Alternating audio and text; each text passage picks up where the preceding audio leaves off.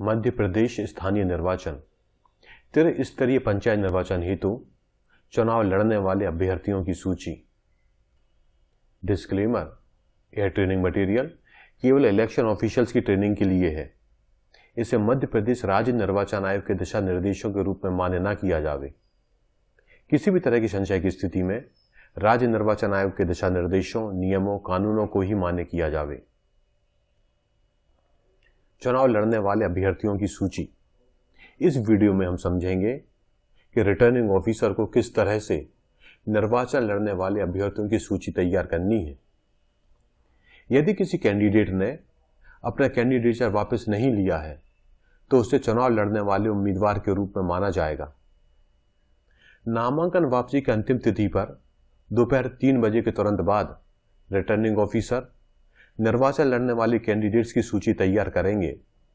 प्रारूप 8 क में पंच हेतु, प्रारूप 8 ख में सरपंच हेतु, प्रारूप 8 ग में जनपद पंचायत सदस्य पद हेतु, प्रारूप 8 घ में जिला पंचायत सदस्य पद हेतु। नाम निर्देशन पत्र में कैंडिडेट विशिष्ट रूप से यह इंगित करता है कि उसका नाम मत पत्र में किस प्रकार से लिखा जावे। इसी के अनुसार नाम निर्वाचन लड़ने वाले कैंडिडेट्स की सूची में लिखा जाएगा। कैंडिडेट्स के नामों का क्रम निर्धारण मध्य प्रदेश पंचायत निर्वाचन नियम 1995 के नियम 38(3) के तहत तथा मध्य प्रदेश असाधारण राजपत्र 444 दिनांक 28/10/2016 के अनुसार इंग्लिश स्पेलिंग के आधार पर किया जाएगा। कैंडिडेट द्वारा मतपत्र तथा निर्वाचन संबंधी दस्तावेजों में लिखी जाने वाली उसके नाम की अंग्रेजी स्पेलिंग की जानकारी प्रस्तुत की जाएगी। कैंडिडेट यह जानकारी संवीक्षा तिथि तक प्रस्तुत कर सकेंगे। इस आशय की जानकारी नाम निर्देशन पत्र जमा करने पर दी जाने वाली चेकलिस्ट में भी रिटर्निंग ऑफिसर द्वारा अनिवार्य रूप से दर्ज की जाएगी।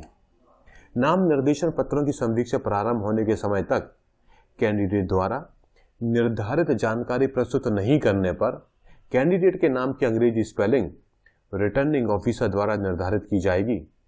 इस संबंध में रिटर्निंग ऑफिसर का निर्णय अंतिम और मान्य होगा।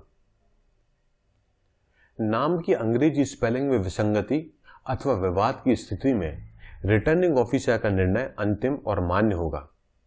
अभ्यर्थी अपने पक्ष या समर्थन में अंग्रेजी नाम के दस्तावेज प्रस्तुत कर सकते हैं, जैसे कि भारत निर्वाचन आयोग द्वारा जारी वोटर आईडी कार्ड, जिसे हम एपिक कार्ड भी कहते हैं, भारत सरकार या राज्य सरकार द्वारा जारी पहचान पत्र, passport, Aadhaar card, PAN card, driving licence या कार्यालयीन परिचय पत्र आदि, मान्यता प्राप्त विश्वविद्यालय या बोर्ड द्वारा जारी शैक्षणिक अंक सूची इत्यादि।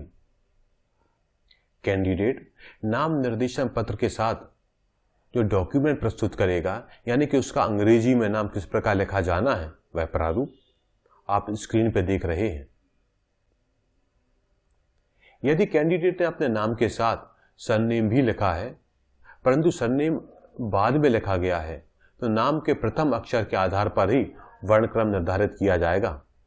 किंतु यदि सरनेम नाम के पहले लिखा गया है तो सरनेम के प्रथम अक्षर के आधार पर वर्णक्रम निर्धारित किया जाएगा।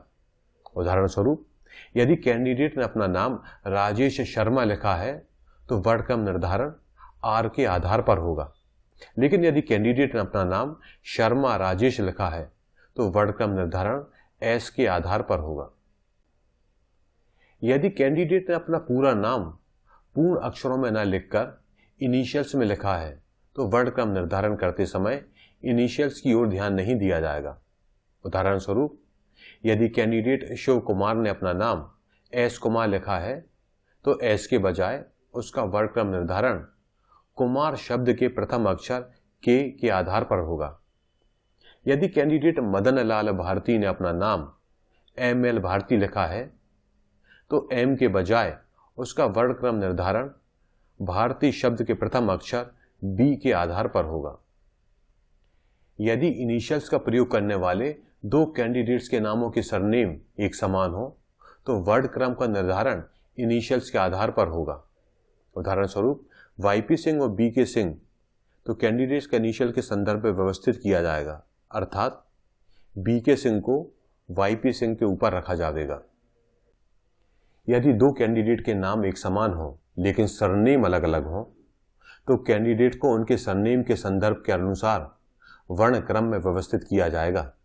उदाहरण स्वरूप, यदि दो कैंडिडेट सोहन यादव और सोहन पटेल हैं तो दोनों उम्मीदवारों को सरनेम के संदर्भ में व्यवस्थित किया जाएगा, यानी सोहन पटेल को सोहन यादव के ऊपर रखा जाएगा।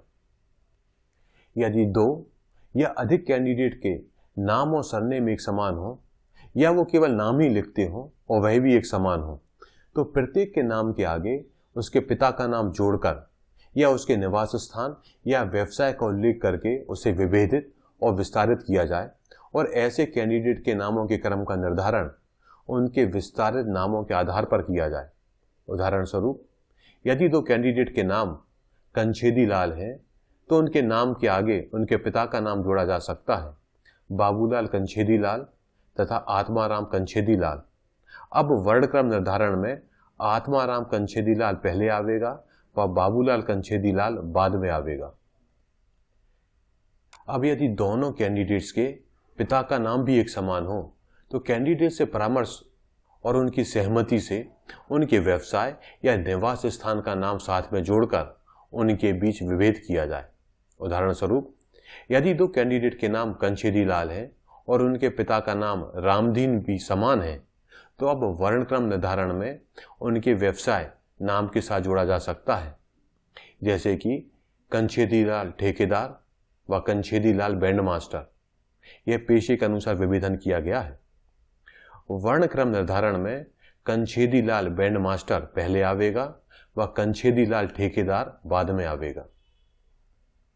इसी प्रकार, यदि दो कैंडिडेट के नाम कंछेदी लाल है और उनके पिता का नाम रामदीन भी समान है तो अब वर्णक्रम निर्धारण उनके निवास स्थान का नाम साथ में जोड़कर भी किया जा सकता है, जैसे कि कंछेदी लाल बमौरी बीका व कंछेदी लाल पड़रई। यहाँ विभेदन निवास स्थान के अनुसार हुआ है। वर्णक्रम निर्धारण में कंछेदी लाल बमौरी बीका पहले आवेगा व कंछेदी लाल पड़रई बाद में आवेगा। यदि दो कैंडिडेट के नामों के प्रथम अक्षर एक जैसे हों तो नाम के द्वितीय अक्षर के आधार पर वर्ण क्रम निर्धारित किया जाए।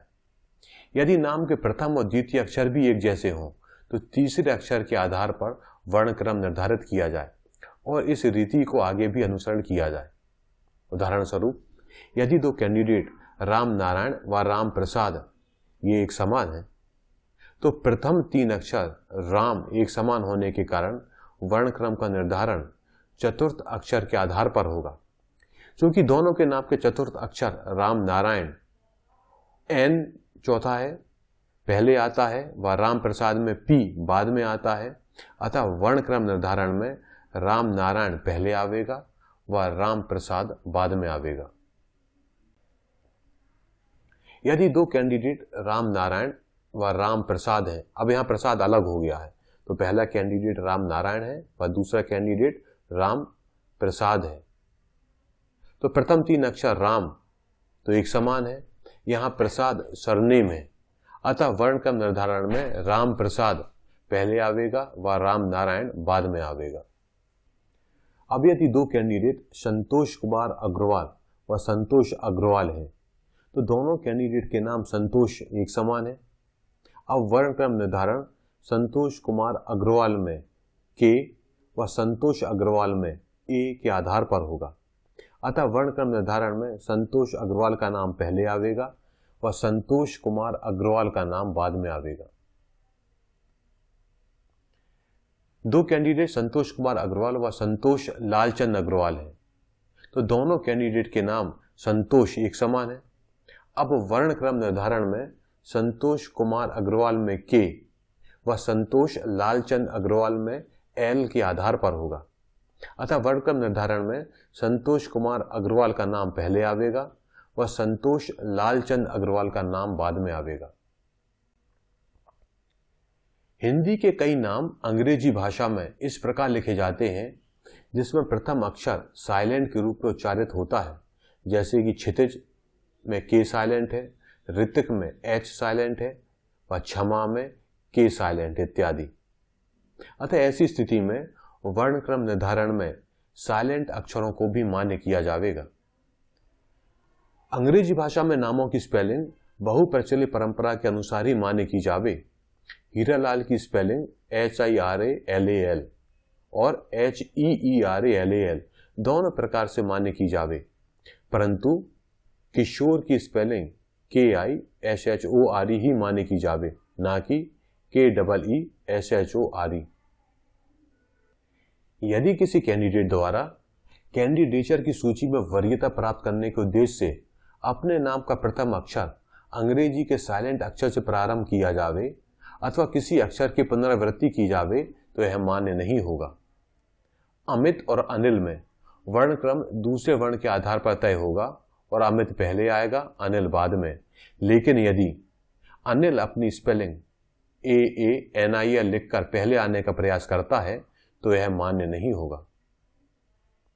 परंतु यदि अनिल AANIL अपने पक्ष या समर्थन में मार्कशीट या पासपोर्ट या ड्राइविंग लाइसेंस या पैन कार्ड जैसे सर्वमान्य तथ्य प्रस्तुत करता है कि उसके नाम की स्पेलिंग वही होगी जो कि दस्तावेज में दर्ज है, या मार्कशीट भी प्रस्तुत करता है, तो जिस प्रकार के नाम दस्तावेज में दर्ज है उसी प्रकार की स्पेलिंग हम यहाँ भी मान्य करेंगे।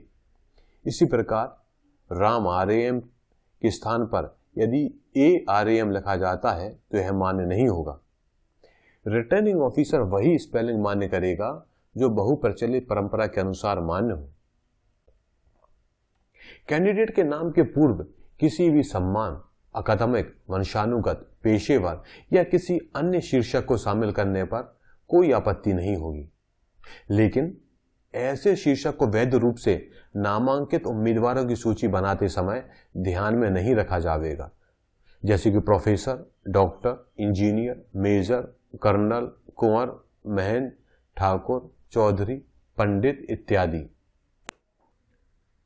कुछ मामलों जैसे कि ठाकुर, चौधरी, पंडित इत्यादि में रिटर्निंग ऑफिसर को उसे सही संदर्भ में देखना चाहिए। कैंडिडेट गंगा प्रसाद ठाकुर व ठाकुर मान सिंह के नामों में कैंडिडेट गंगा प्रसाद ठाकुर का वर्णक्रम निर्धारण गंगा शब्द पर आधारित होगा, क्योंकि यहाँ ठाकुर शब्द सरनेम के रूप में इस्तेमाल हुआ है, जबकि ठाकुर मान सिंह का वर्णक्रम मान शब्द पर निर्धारित किया जाएगा, क्योंकि यहाँ ठाकुर शब्द एक उपाधि या आदर सूचक के रूप में इस्तेमाल हुई है।